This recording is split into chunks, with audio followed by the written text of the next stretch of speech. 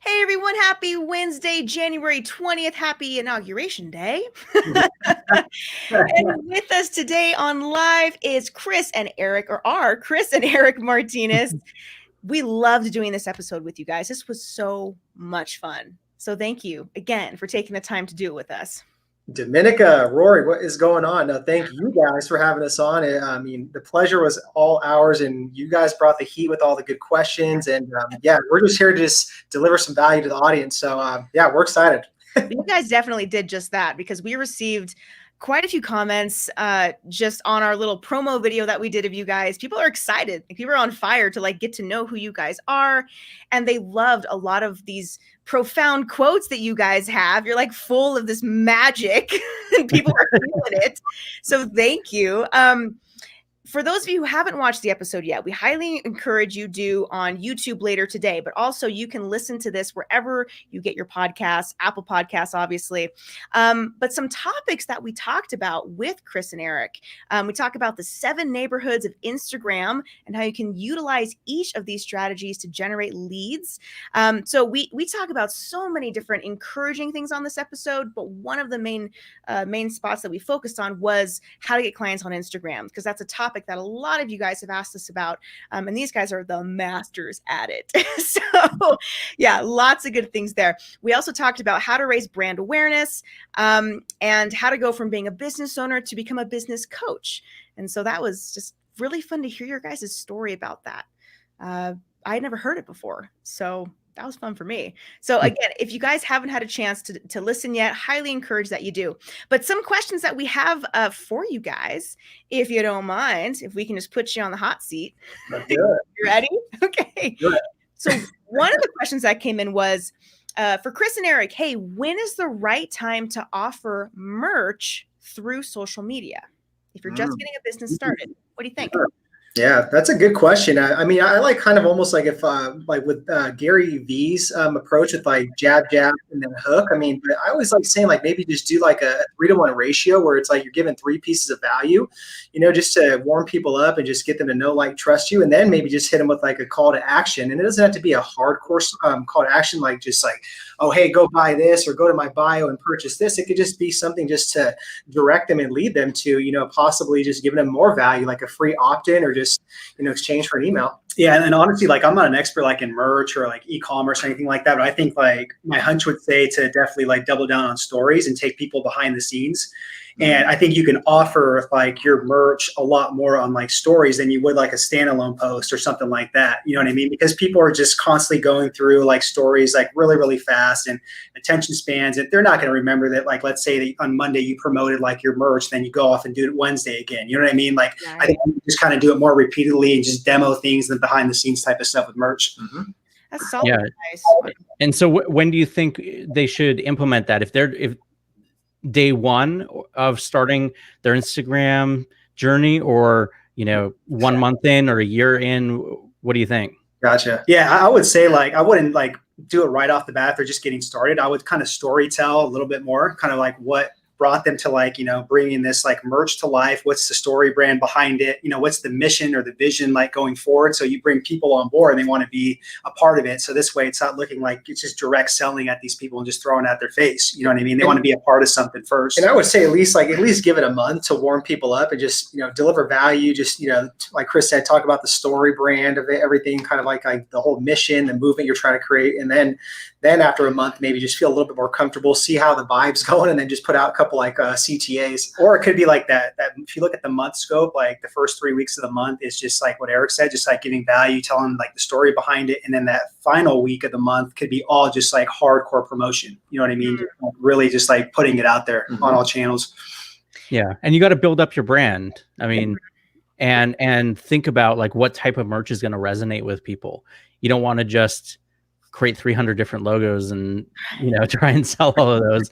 What are the things that are resonating with people? What type of quotes that you can pull that you've said that people like, that you could turn into something you could put on a t-shirt or something?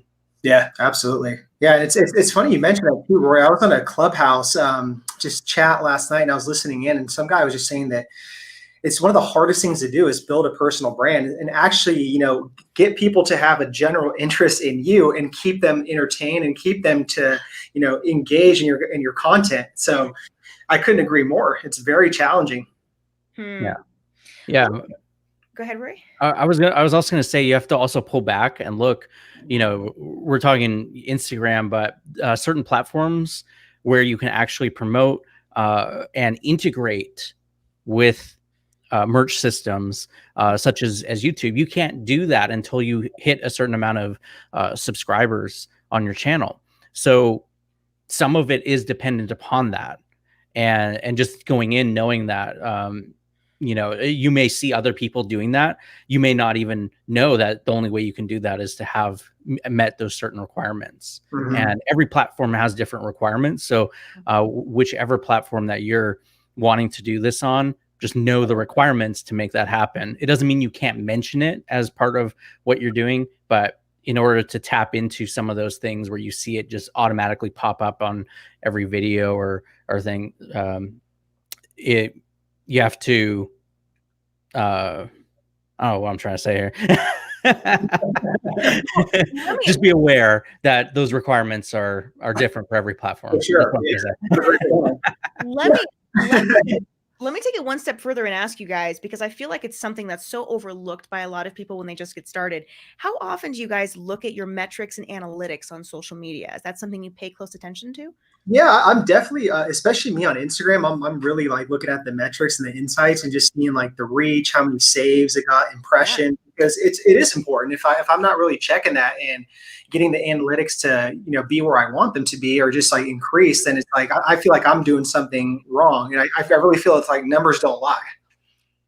Straight up. The numbers do not lie. Absolutely. So yes, when in doubt, if you don't know when the right time to post is, if you don't know who your target demographic might be. I mean, I'm always really surprised, even for the podcast, I'll see like people are checking us out on Saturday morning. I'm like, wow, Yeah.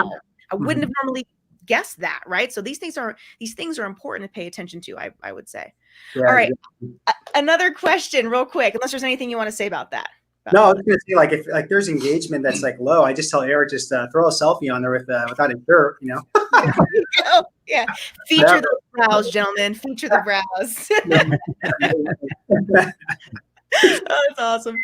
All right. Another question that came through is, when is the right time, another time situation, to do cross-brand promotion, and do you guys even recommend it with like-minded brands?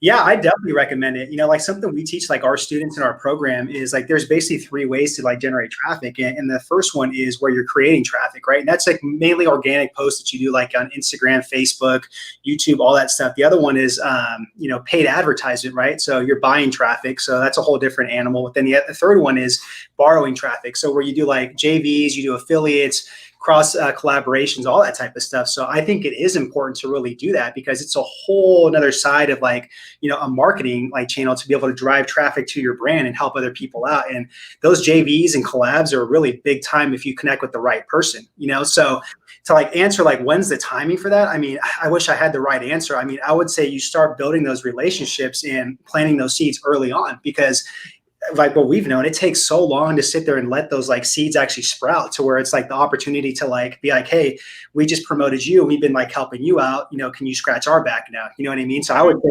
do it as soon as possible and just be a giver first though, with that giving mentality. Yeah. And really quick to add to that, I would say too, just really make sure that other person you're going to cross promote or, work with, just make sure they're aligning with your values and, everything that you believe in as a business owner and brand, or else it's kind of like, then your audience might be like, well, what's going on here? It's a little bit tricky and confusing. And I see people all the time, like they just DM us and stuff and just say, well, can we do like a shout out for shout out? And I'm like, I'm not really into doing that type of stuff. So things like that, I really don't think that's a good approach though. Yeah.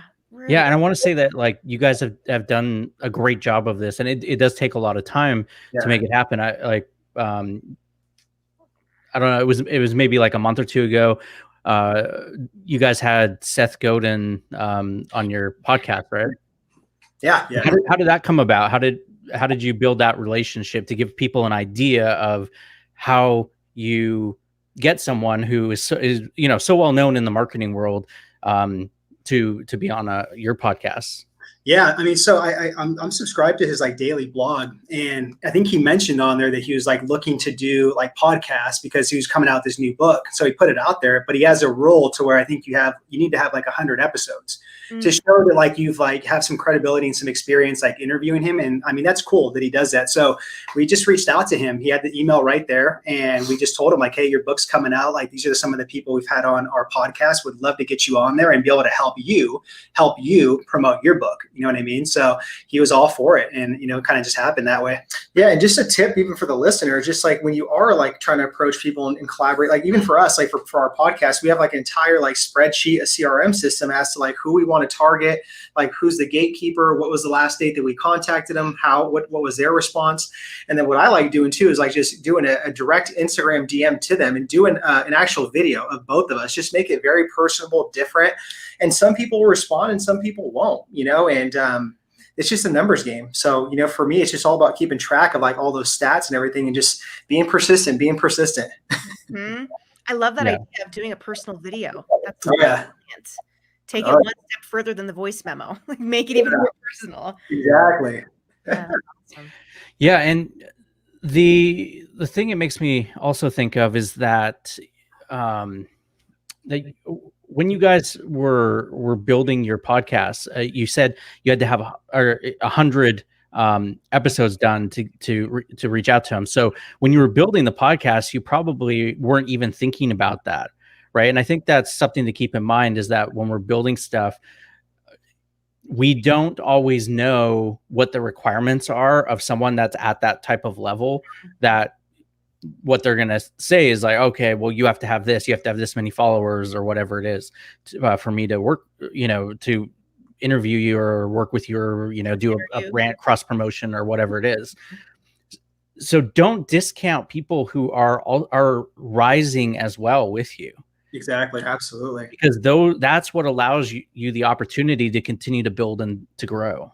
Yeah. And I love that. It's kind of like when we were in Ty Lopez's Business Builder, like he talked about the law of 33%, right? Where it's like surround yourself with people that are like at your level, 33% above you, and then 33% of like people that are on the rise and up and coming. So it's kind of like you can do that same exact kind of method with like a podcast. You know what I mean? I see some of these people where they put themselves on pedestals and they're like, oh, I'm only going to interview New York Times bestsellers and this and that. And it's like, oh, shut up. Like, okay. But it's like, you could still do that law of 33% and just like have those rising stars, because they do have, some of them have really good, strong like fan bases that you get them on your podcast and they share it out with people. That's a whole new like set of traffic coming your way, And that just really brought me to something I really want to share with your listeners, because again, like it's more about going in with the intention of just like adding value to these people that you're trying to get on. So for example, I reached out to, there's a big fitness clothing brand by the name of H.A.C, and very reputable brand. They've been around for a decade, and I've always like, bought in their stuff from like 5 years ago. And then literally I got in contact with the CEO, and he doesn't even have like a big like social following, anything. And he really doesn't even do podcasts, but I reached out to him genuinely, just like how we could help him and how much I love his stuff. And I got him on the podcast, and now he even introduced us to his head marketing person. We had a Zoom call, and now we're going to be sponsors. They're going to sponsor our podcast show and stuff, and introduce us to their community of personal trainers through like content and stuff. So that's what I mean. When you just go with that. Right? It's really big, but just when you go with the intention of just trying to help other people and not expecting anything, and just keep going, it pays off at some point. Absolutely. Yeah, you got to put in the work up front. It's like you were saying about planting seeds. A farmer doesn't go out into a field and put a few seeds, put some water, and the next day come out and expect to have a whole crop that's grown. It takes time. It takes time for things to grow. So you sow the seeds and then you reap the rewards later. Yeah, 100%. So it's like just understand, like you got to just really work on like those discouragement muscles and just like being rejected muscles, because it's going to happen. It's part of the game. So just be aware of it. Only makes us stronger, right, guys? Exactly. Oh my goodness. Well, thank you so much again for taking the time to hop on this live with us. Always, guys. Anytime. Love you. You guys are awesome. Oh, you guys are the best. So much fun. All right. And again, for anyone who has not listened to the episode yet, highly recommend you do. They both Chris and Eric have a very special offer at the end of the episode. You have to listen to the whole thing before you can get that special offer. And we have links in our show notes of how you can get in contact with them. And that's it for now. So thanks, guys. Appreciate it. You're very All right. welcome. Thank you, guys. Appreciate it. Bye. All right. All right, bye.